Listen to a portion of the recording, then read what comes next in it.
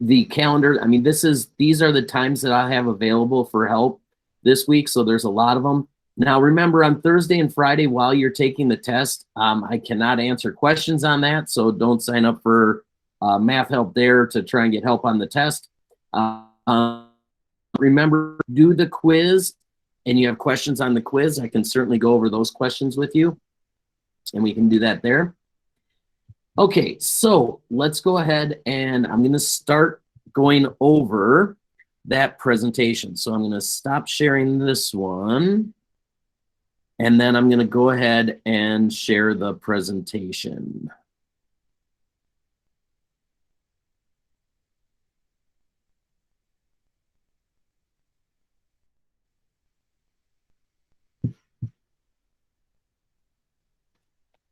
Okay, so I'm assuming now that everyone can see this where it says number 1, state the quadrant the angle is in and convert from radian to degrees or degrees to radians. I'm assuming everyone can see that.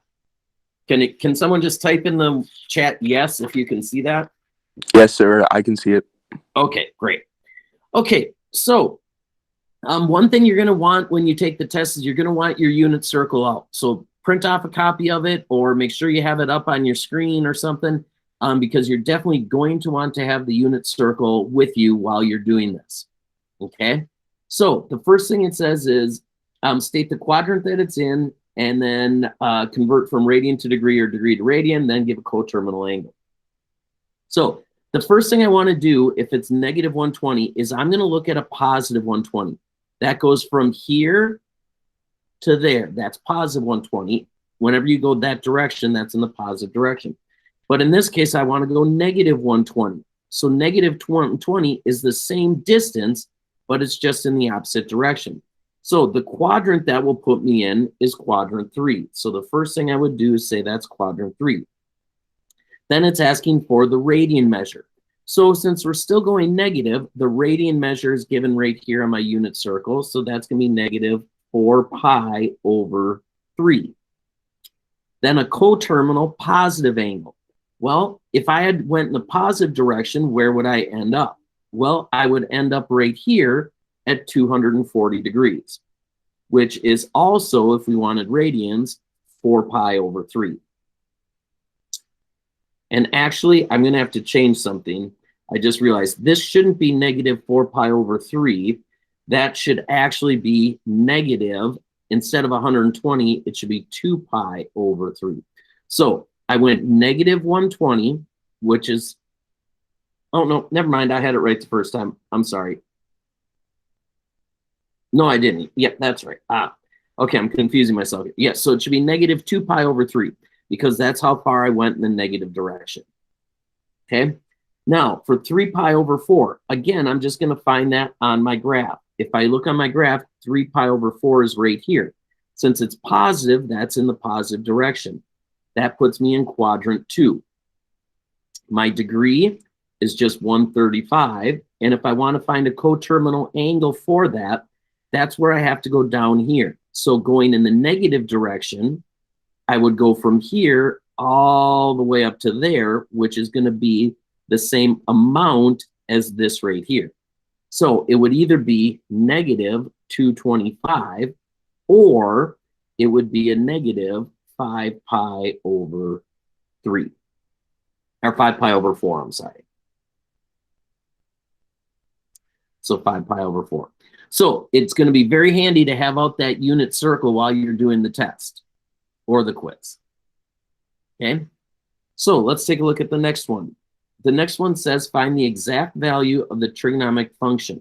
Now, when you're looking at sine, cosine, or tangent, remember sine is just equal to the y value on the unit circle.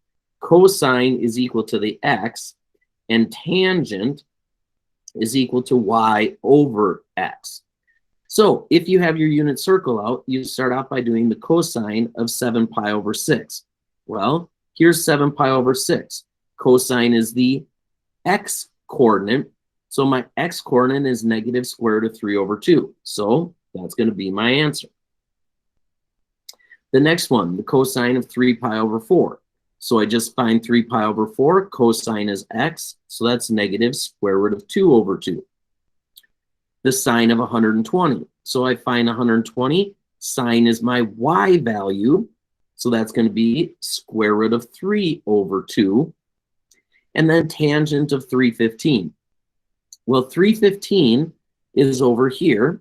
So if we do y over x, it's negative square root of 2 over 2 over the square root of 2 over 2.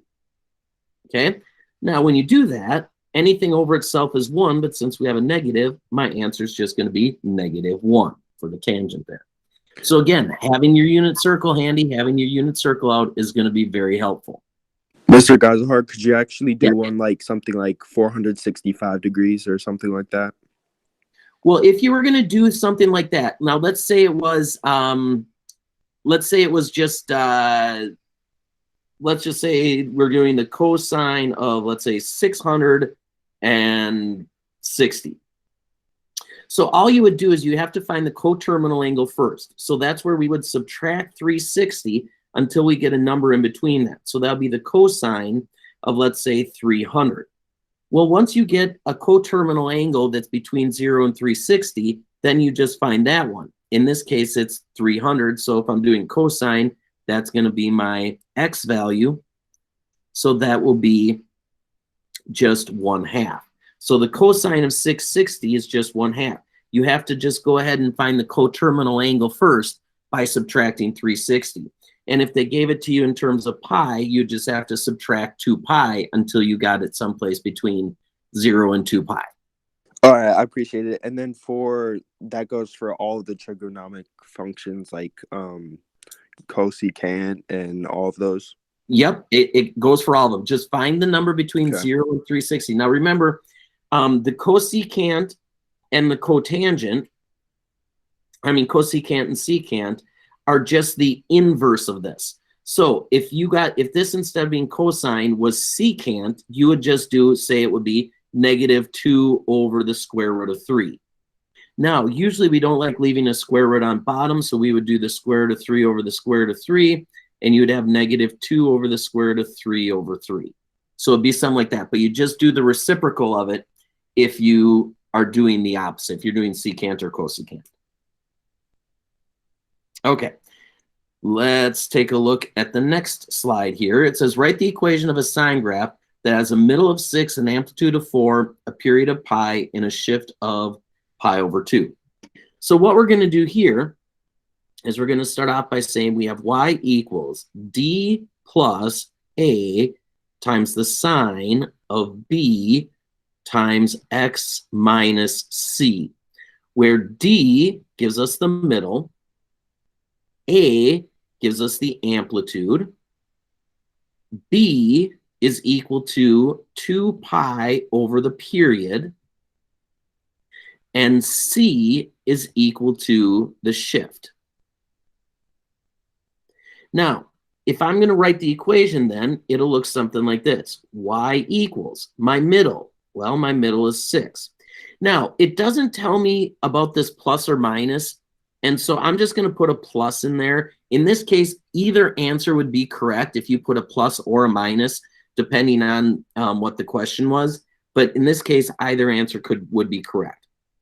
The amplitude is 4 times the sine. Now, to find b, I have to do 2 pi divided by the period of pi. So my b will just be 2. And then I'm going to do x. Now, if the shift is to the left, that means that this must be a plus.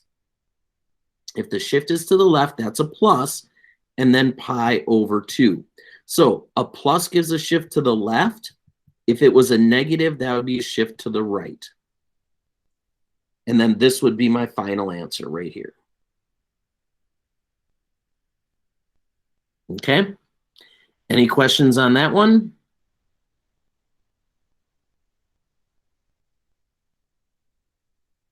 Okay, next, let's go ahead and take a look at this one. Same idea, except we're going in the opposite direction. We're starting with the equation, and we want to find the middle, the amplitude, the period, and the shift. Well, the middle is a number that would be added out in front. If there's no number added out in front, the middle is just at 0.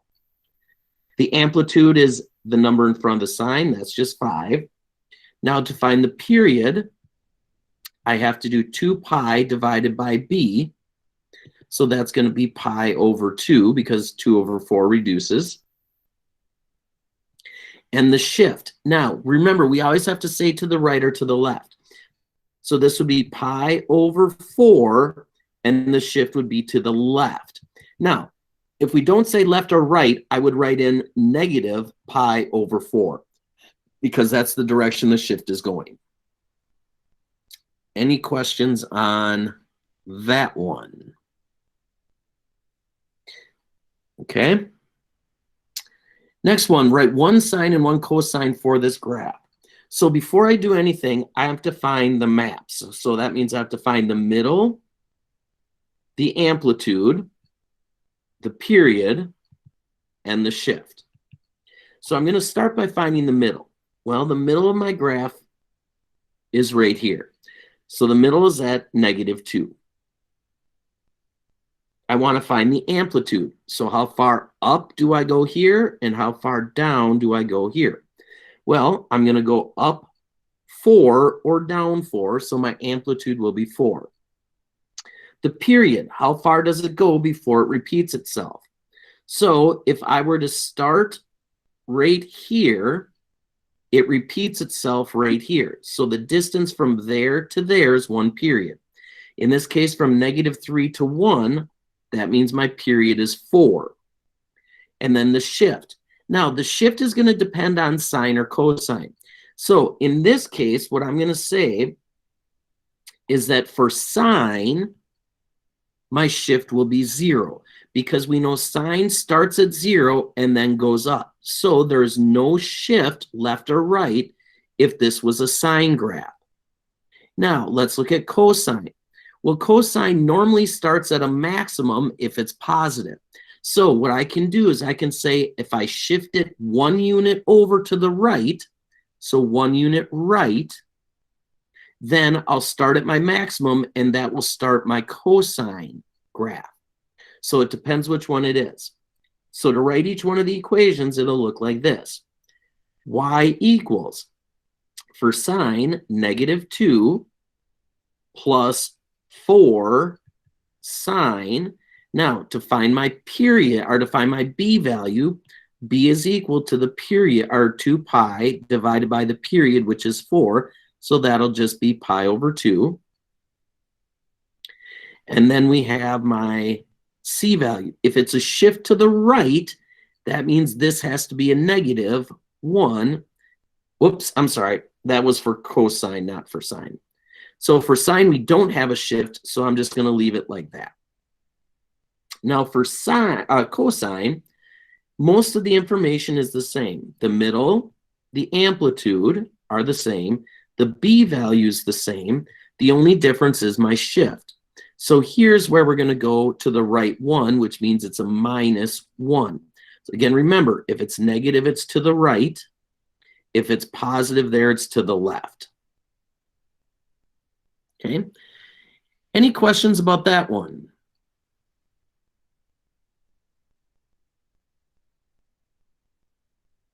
Okay. And then the next one, it says write one sine and one cosine equation for this graph. Okay, so same thing.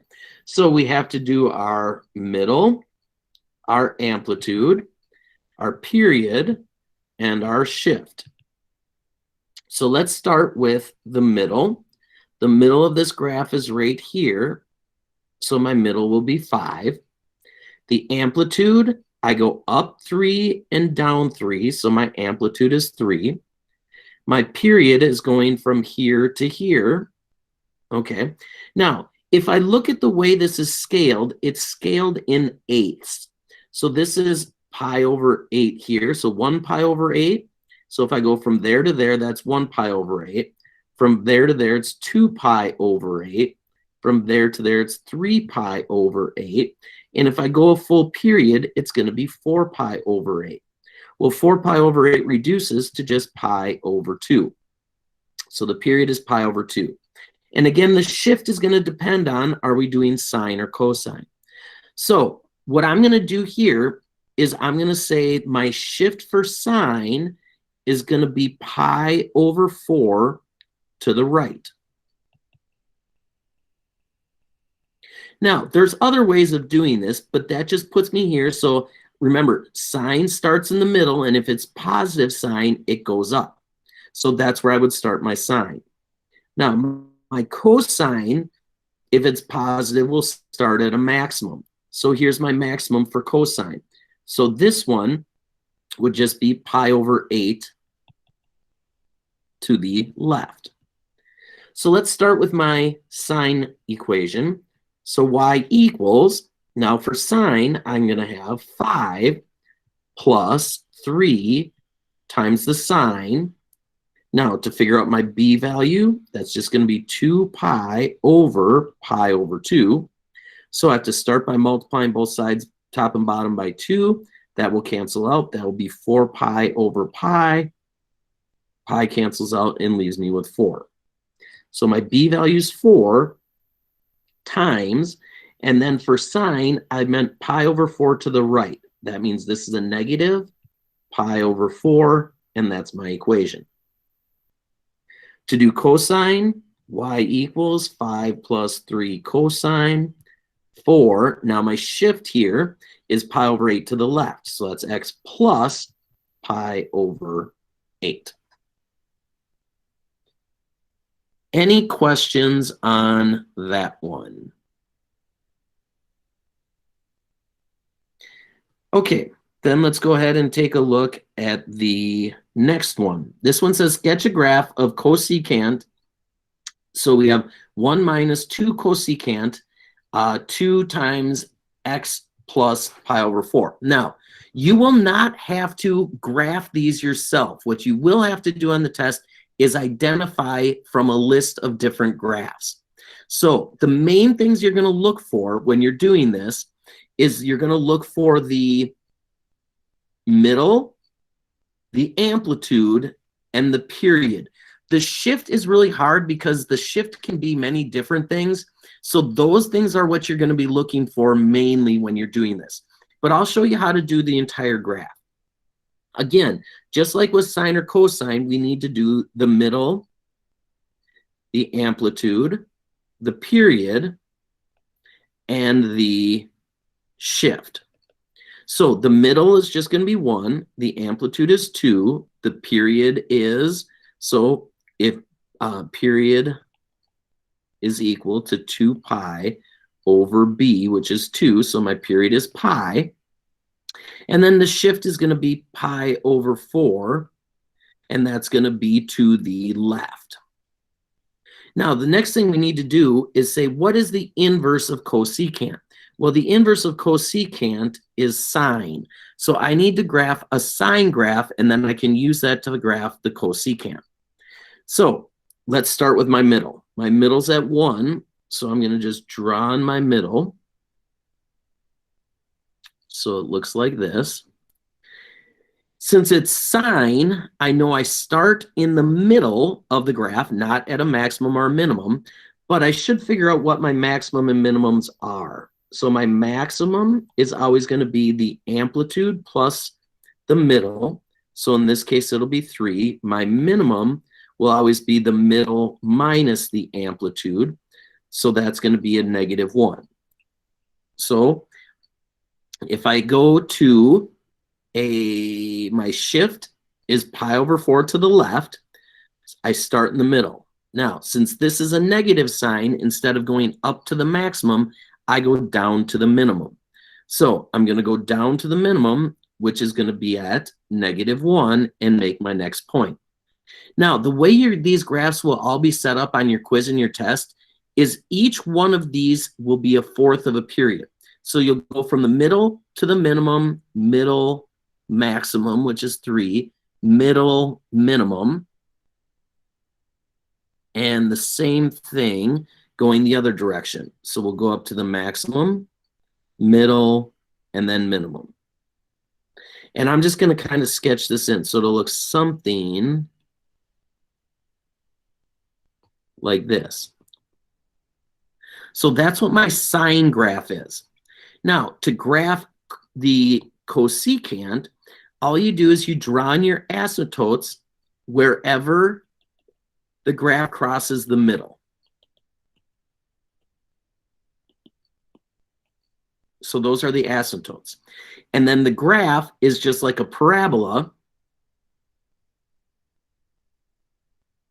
that goes the opposite of what your graph is.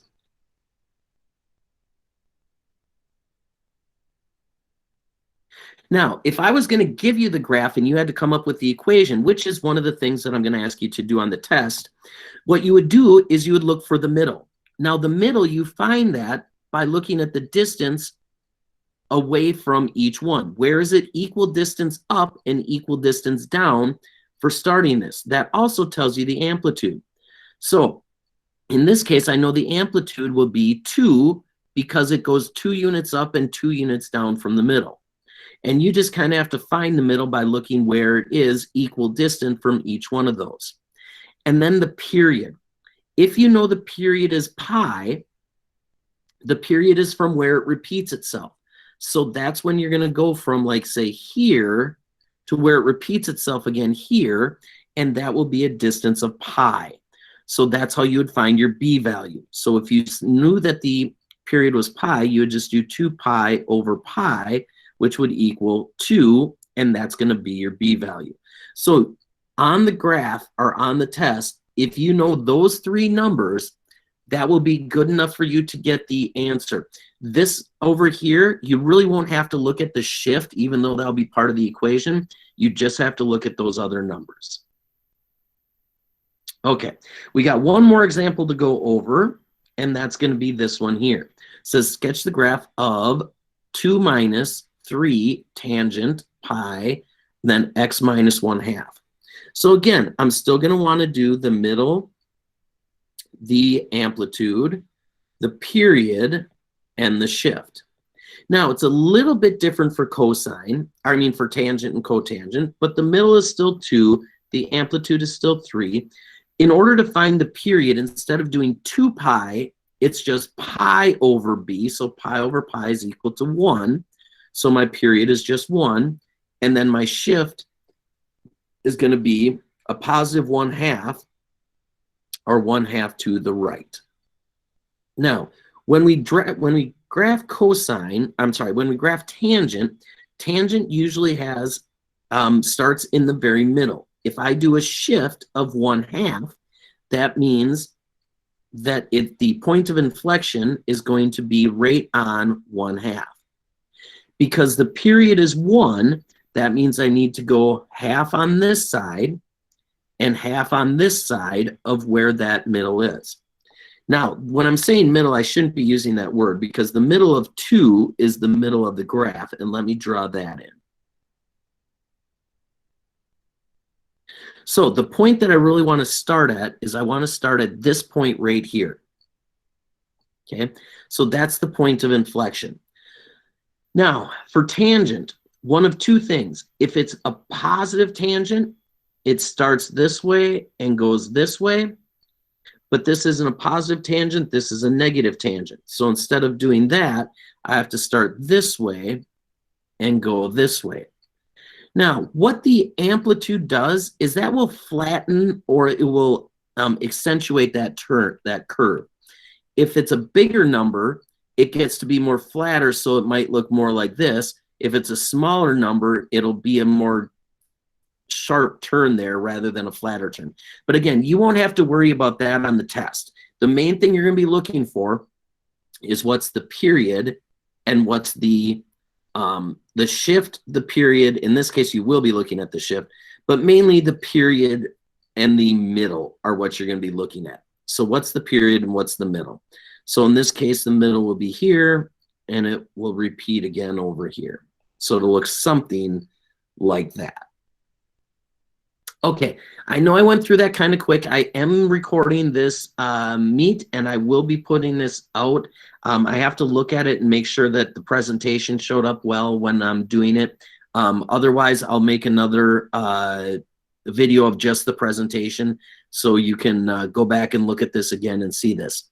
Okay, It's just about 10:30. I will stay on here for just a couple more minutes in case anyone has any questions. But again, if you need help on anything, please sign up for the individual helps. If you have any questions on this, I will hang on for a couple more minutes in case anyone has any questions. Otherwise, you are free to go.